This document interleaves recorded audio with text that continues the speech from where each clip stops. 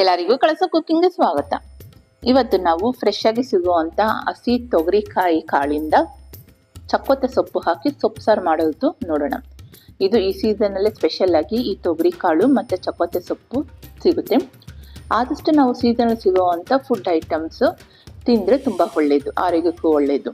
ಬನ್ನಿ ಈಗ ನಾವು ಈ ಸೊಪ್ಪಿನ ಸಾರು ರುಚಿಯಾಗಿ ಮಡಿಕೆಯಲ್ಲಿ ಮಾಡೋಣ ಇವತ್ತು. ಈಗ ನೋಡಿ, ಒಂದು ಕಟ್ಟು ಚಕ್ಕೊತ್ತೆ ಸೊಪ್ಪನ್ನ ಕ್ಲೀನಾಗಿ ತೊಳೆದು ಮಡಿಕೆಗೆ ಹಾಕಿದ್ದೀನಿ. ಅದ್ರ ಜೊತೆಗೆ 10 ಹಸಿಮೆಣಸಿನ್ಕಾಯಿ, 2 ಬೆಳ್ಳುಳ್ಳಿ, 1 ಈರುಳ್ಳಿ, ಸ್ವಲ್ಪ ಕೊತ್ತಂಬರಿ ಮತ್ತು 1 ಟೊಮೊಟೊ, ರುಚಿಗೆ ಬೇಕಾಗುವಷ್ಟು ಉಪ್ಪು, ಇದನ್ನೆಲ್ಲ ಹಾಕಿ ಪಕ್ಕಕ್ಕೆ ಇಡಿ. ಇದರಲ್ಲಿ ಬೇಯಿಸೋಕ್ಕೋಸ್ಕರ 1 ಲೋಟ ನೀರು ಹಾಕಿ. ನಿಮಗೆ ಎಷ್ಟು ಬೇಕೋ ನೀರು ಅಷ್ಟನ್ನು ಮಾತ್ರ ಸೇರಿಸ್ಕೊಳ್ಳಿ. ಈಗ ತೊಗರಿ ಕಾಳನ್ನು ಈ ರೀತಿ ಕುಕ್ಕರ್ಗೆ ಹಾಕ್ಕೊಂಡು ಫಸ್ಟ್ ಬೇಯಿಸ್ಕೊಂಡ್ಬಿಡೋಣ. ಇಲ್ಲಾಂದರೆ ಸ್ವಲ್ಪ ಟೈಮ್ ಬೇಕಾಗುತ್ತೆ ಮಡಿಕೆಯಲ್ಲಿ ಅಥವಾ ಪಾತ್ರೆಯಲ್ಲಿ ಬೇಯೋಕ್ಕೆ.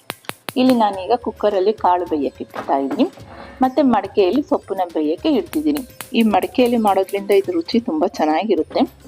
ನೀವು ಮಡಿಕೆ ಇದ್ದರೆ ಟ್ರೈ ಮಾಡಿ, ಇಲ್ಲ ಅಂದರೆ ನಾರ್ಮಲ್ ಆಗಿ ಪಾತ್ರೆಯಲ್ಲೂ ಮಾಡ್ಬೋದು. ನೋಡಿ, ಈಗ ಕಾಳು ಚೆನ್ನಾಗಿ ಬಂದಿದೆ. ಈ ರೀತಿ ಬೆಂದಾಗ 1 ಸೌಟಷ್ಟು ಕಾಳನ್ನು ಈ ಬೆಂದಿರೋ ಸೊಪ್ಪಿಗೆ ಹಾಕಿ ಮಿಕ್ಸ್ ಮಾಡಿ ಚೆನ್ನಾಗಿ ಇದರಲ್ಲಿ ಮಸಿಯೋ ಕೋಲಿಂದ ಮಸೀರಿ, ಇಲ್ಲಾಂದರೆ ಜಾರಲ್ಲಿ ಹಾಕ್ಕೊಂಡು ರುಬ್ಕೋಬೋದು. ಈ ರೀತಿ ಚೆನ್ನಾಗಿ ಸೊಪ್ಪು ಸ್ಮ್ಯಾಶ್ ಆದಮೇಲೆ ಈಗ ನಾವು ಬೇಯಿಸಿಟ್ಕೊಂಡಿರೋಂಥ ಉಳಿದಿರೋ ಕಾಳನ್ನು ಇದರಲ್ಲಿ ಆ್ಯಡ್ ಮಾಡಿ. ಇದರಲ್ಲಿ ಆ್ಯಡ್ ಮಾಡಿಕೊಂಡು ಬೇಕಂದರೆ ನೀವು ಇನ್ನೊಂದು ಸ್ವಲ್ಪ ನಿಮ್ಮ ಕನ್ಸಿಸ್ಟೆನ್ಸಿ ನೋಡಿಕೊಂಡು ನೀರು ಹಾಕ್ಕೋಬೋದು, ಇಲ್ಲಾಂದರೆ ಹಿಂಗೆ ಗಟ್ಟಿ ಇರಬೇಕಂದ್ರೆ ಹಂಗೆ ಬಿಡ್ಬೋದು. ಈಗ ಒಂದು ಒಗ್ಗರಣೆ ಕೊಟ್ಕೊಳ್ಳೋಣ ಬನ್ನಿ.